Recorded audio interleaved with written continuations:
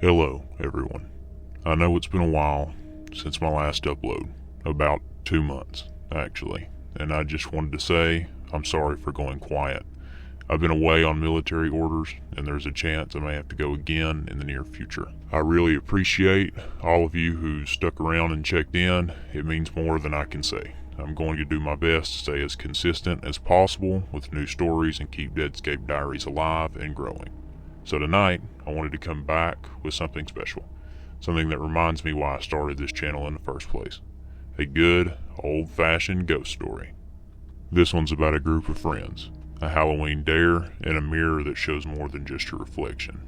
Welcome back to Deadscape Diaries. Halloween night always had a way of daring people to be stupid. That's what Jay said anyway, laughing as he hopped the fence into the old Hargrove Manor. The place had been abandoned since the 70s, its windows boarded up, and its doors swollen from decades of rain. But for 5 friends armed with flashlights and cheap liquor, it wasn't just another crumbling house. It was the place, the one every kid in town whispered about, the one where a mirror could show you your Halloween death. They made their way through the front hall, dust thick as fog, wood floors groaning beneath each step. Maya found the old parlor first. Her light caught on something tall and silver in the corner, a mirror draped in a rotted sheet. "Bet it's the one," she said, her voice half a whisper, half a dare. They pulled the cloth away, sending a small storm of dust spinning into the air. The mirror was flawless, not a crack, not a smudge, just their 5 reflections staring back, pale and jittery, framed in candlelight from a few melted stubs they'd found on the mantel. "Maybe it's cursed," Jay joked, stepping close enough that his breath fogged the glass. Maya smirked.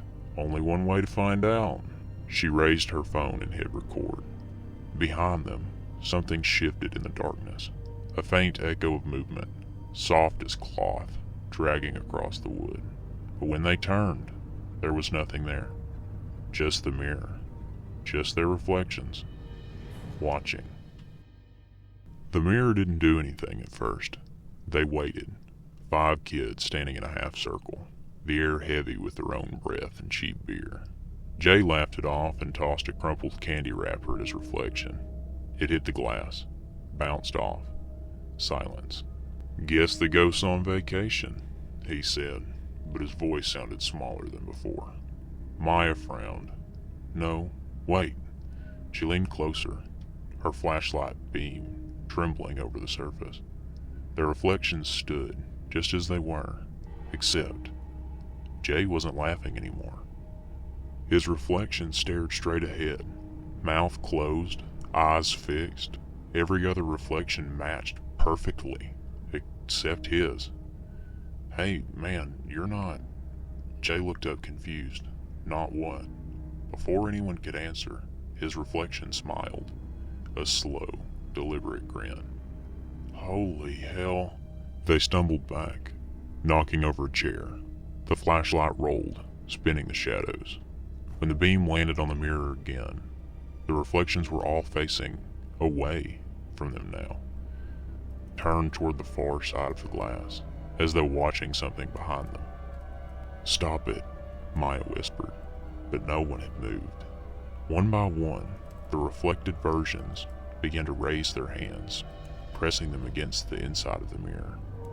5 sets of palms, smearing against the glass from within. The real Maya's phone buzzed, her camera app still recording. The screen glitched, colors bleeding into static. For a split second, she saw something behind their reflections, a figure standing between them, pale and still, face stretched in a scream that never ended. When she looked back up at the mirror, only 4 reflections remained. Jay was gone. Maya's scream tore through the house, bouncing off the rotted walls. Jay was gone. Not dead, not hiding, just gone. Only his flashlight lay where he'd been standing, the beam aimed squarely at the mirror. The reflection world inside was still, empty, and yet the glass rippled like something was breathing behind it. "Don't touch it," Nate warned, backing up. "We need to get out," but the front door wouldn't budge. None of them had touched it, but the wood had swelled shut, sealing them inside. The air smelled like ozone and iron. Maya turned back towards the mirror, her pulse hammering. Their reflections were back, all 5 of them. Jay was smiling now, inside the glass. His eyes were wrong, too black, too wide. He raised a hand and knocked. Once, twice. The sound came from behind them. When they turned, Jay was there, or something wearing his shape, its grin splitting wider than any human mouth should. Its skin shimmered like glass catching candlelight. "Why'd you look?" it whispered. Its voice came from everywhere. The mirror began to hum, a deep, throbbing sound, like wind trapped in a bottle. One by one, the reflections started pressing harder against the inside of the glass, their palms leaving smears of blood, cracks spidering through the surface. The glass shattered outward, but no shards fell. Instead, the room bent inward, folding like a reflection pulled off the surface of the water. Maya tried to run, but her foot sank into the floorboards, her leg turning translucent, reflecting the candlelight. Her scream fractured, echoing in strange, warped tones. The last thing she saw before everything went dark was her own reflection, standing in the mirror's place, smiling back at her. By morning, the parlor was silent again. The mirror stood untouched. 5 reflections stared out from inside, waiting for someone else to look. And that was the reflection room. If you ever find yourself staring into an old mirror this Halloween, maybe don't look too long. You never know who might be looking back. Thanks for watching, and seriously, thank you all for the patience and support while I've been away.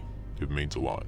If you enjoyed this one, don't forget to drop a like, share it around, and let me know in the comments what kind of horror you would like to see next. I'll do my best to keep the stories coming, even if duty calls again. Until next time, keep your lights low and your eyes off the glass.